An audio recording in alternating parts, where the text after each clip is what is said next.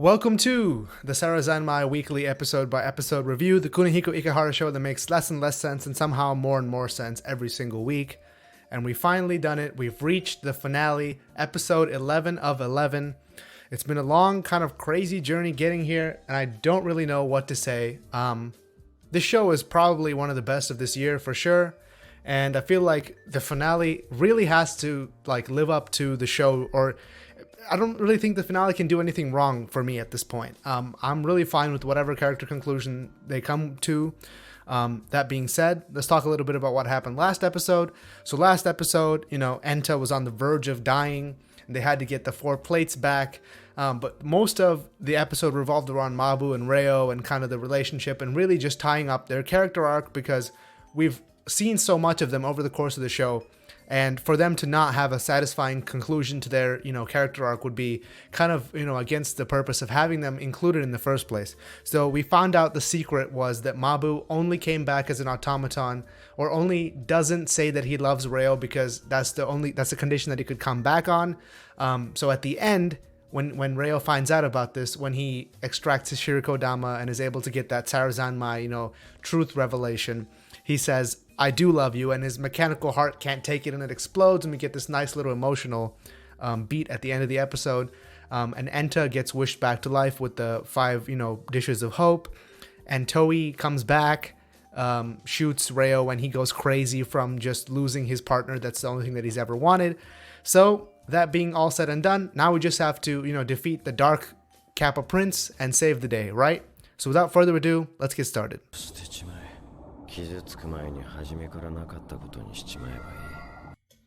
So last episode when I talked about Toei heading outside of the circle, I kind of mentioned that the idea of having no connections is it's in itself kind of like a paradox, or like an oxymoron, if you will, because he's erasing his past self. He's trying to eliminate his connection with everything, including himself. But the only way that he's able to do so is because of the connection that he has with his brother. So that's, again, the show just trying to show us again and again that even if we don't think that we are connected in any way, we are still connected in some way. And this whole kind of dark aesthetic where you're in a world that's not really the world reminds me of the sunken place from Get Out, if you've ever seen that movie. He falls into this hypnotic trance, and he just sinks into this place where he can see himself in a third-person view, kind of.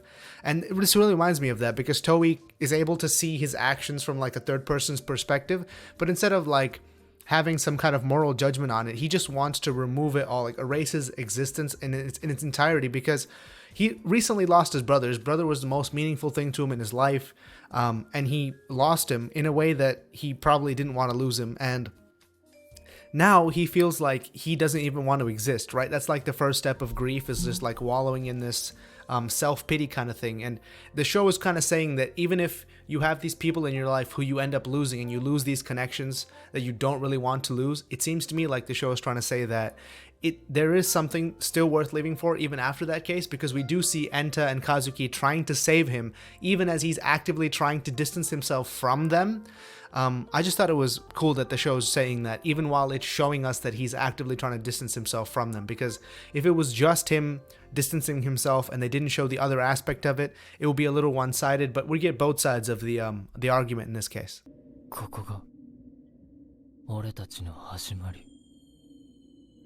Quick details I wanted to point out. So he wants to erase his existence, and his brother said, wouldn't it have all been better if none of this had happened? That's one of the classic traits of being depressed, is you just don't want to exist, and you kind of spend a lot of time thinking about what would happen if you didn't exist. That's one of the classic things they use to diagnose you with depression. Also, wanted to point out that the Otter has been wearing a lab coat for the last couple of episodes. I just thought that was interesting, because if you remember what I said in the last episode, I thought we'd look at it from a new framework, and we look at it in the perspective of technology versus nature, where one is kind of cold, calculating, reason-oriented, and the other is more feeling and kind of natural and organic. Is it a coincidence that the Otter wears a lab coat? No, I don't think so. This is one of the details I missed in the last episode that I'd mentioned in this episode.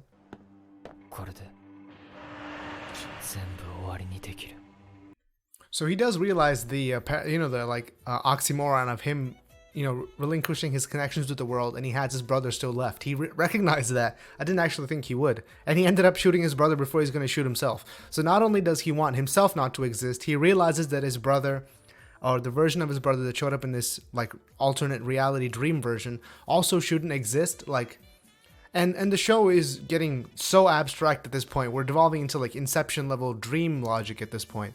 His brother bursts into a bundle of cash and just disappears, saying only bad people survive in this world.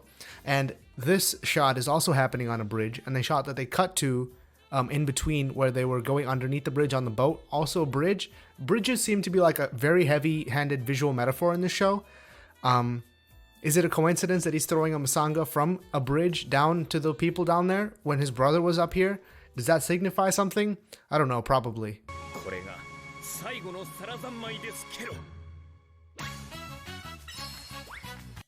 Okay, they're doing the song again, so just before that I wanted to talk a little bit about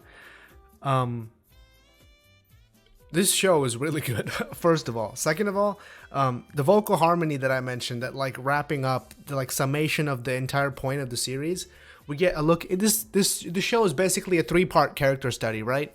It's a character study of Kazuki, Enta, and Toei, who have like vastly different personalities, and the way that they react to things around them just is so completely different that it takes so long to like go through each, so deep, the character examinations that they do.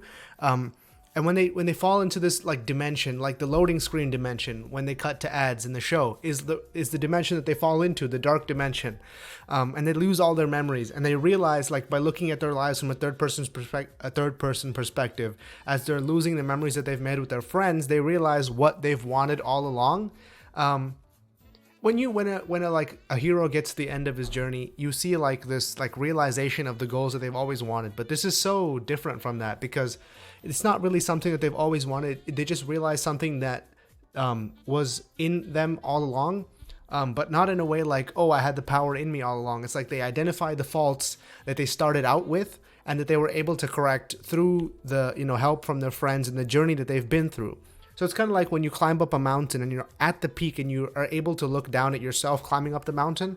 That's probably the best way I can put it. You can like see the mistakes that you're making, and you realize why you made those mistakes, but you realize that you wouldn't now make those mistakes. You've overcome that person who you were before through mistakes that you've made and learning and just adaptation because of the people around you, and you were able to change that.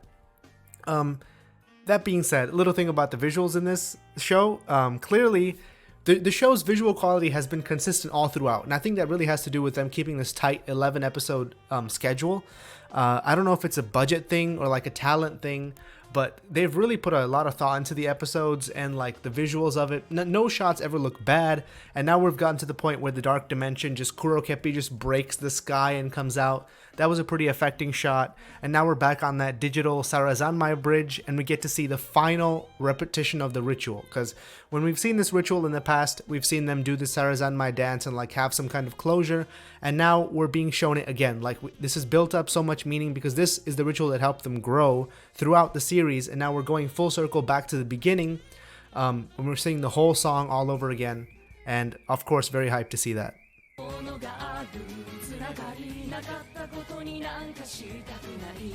Also want to mention that they're all singing in unison as a car alarm loses its mind over here. They're all singing in unison. Usually it's only one person who gets that kind of like emotional catharsis, but this time they're all singing in unison. Vocal harmony, we're all coming together. This is the culmination of our entire journey with these characters. Very hype.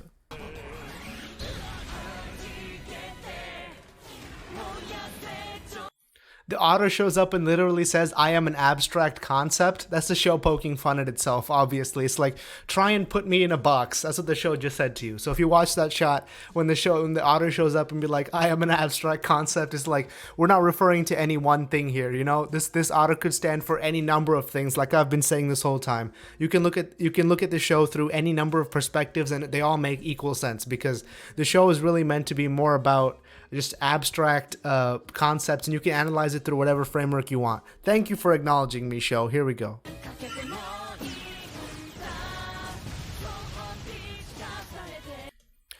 They're also like referencing all the puns that they made. It says, "Soul on a dish, stack your plates, catch the ball, yank it out." There was an episode with the ball. There was an episode with dishes. Okay, we're wrapping it all up in this final song, which I will eventually have to learn the lyrics to because I've spent so much of my life just talking about this show. Okay, show, I accept your challenge.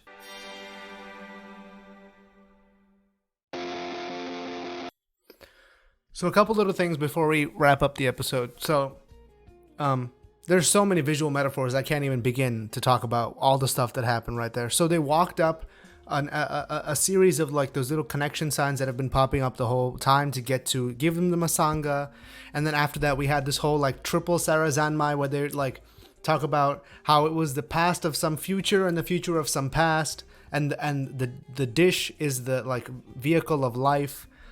Which is obviously like a circle. Time is a flat circle type reference right there. And then we also got like these boys saw a little bit of what they saw, and then we finally got what I thought we were gonna get this whole time, which is every single episode title refers to some kind of like conflict that you can possibly have in your life, and they wrapped it up in the analogy of a soccer team where they have all these like squabbles, and they basically identified all the different things that can stop you from connecting with the people around you, and each episode kind of serves as a thesis on how that's not really an adequate excuse for wanting to do so, and like even if it is an adequate excuse, there are ways it can be worked through. I want to connect, but we'll never meet again. I want to connect, but I want to betray. I want to connect, but I can't. All these things, like they worked through them step by step. It's almost like a 12-step process in 11 episodes that we've been through here on how to best connect with the people around you. And then they had this like summation with what has to be a revolutionary girl Utna reference, where they turn into the Kepi. Prince Kepi and his princess turn into these like frog creatures, and they have like a little magical girl sequence, and they just go off into the sky, and they said hope and despair are both parts of life, right? So this goes back to the binary that I was talking about way back in the day. Hope and despair are both parts of life in that like they're both sides of the same coin, but when you can't have one without the other. You can't have one independent of sadness. You can't have just happiness. You have to have hope and despair. And they said people who can find hope through despair are the people who are going to make it in their life. Like you have to connect the two together, which is what we've been talking about this whole time, is that even if it is a binary, elements of one exist in the other, and they're not really two independent objects, but kind of like a connected yin yang type, like harmonious entity. And that's what the show is really trying to say. And of course we have Haruka in the end. He has to see his precious Azuma-Sara turn into a magical girl and float off into the sky. Reo and Mabu got their little thing. There's so many things to talk about with this show. Maybe we should just watch the ending and talk about it then.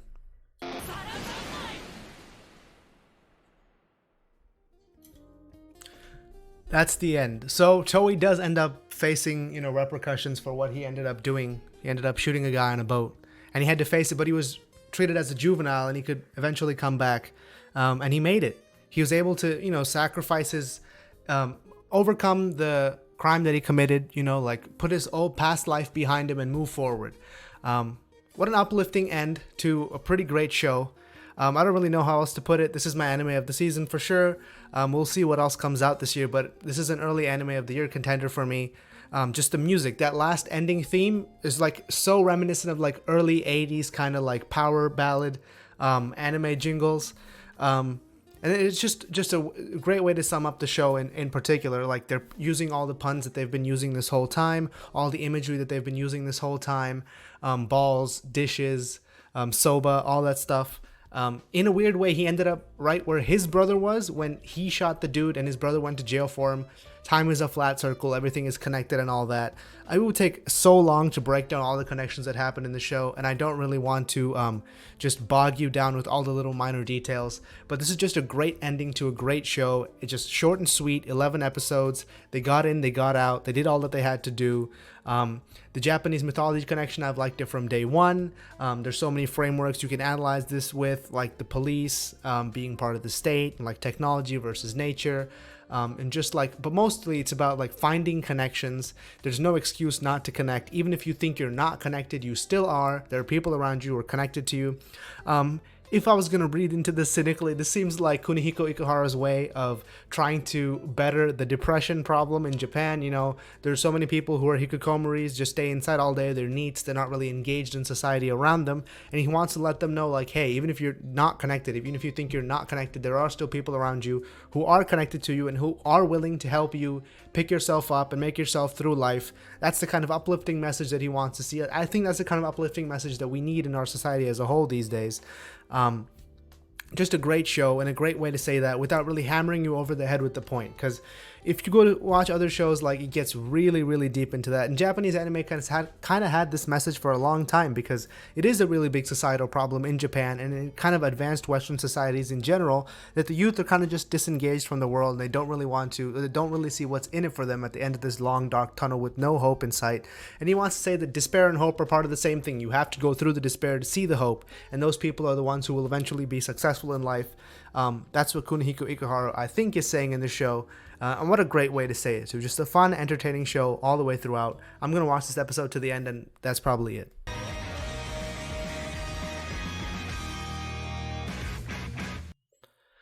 They put the opening right at the end. Okay, I'll treat this kind of as like a postscript. Great show. Watch it. Please watch it. It's on Crunchyroll. I always leave the link in the description. It's just a good way to get people to go and watch the show. The show is kind of criminally underappreciated at this point.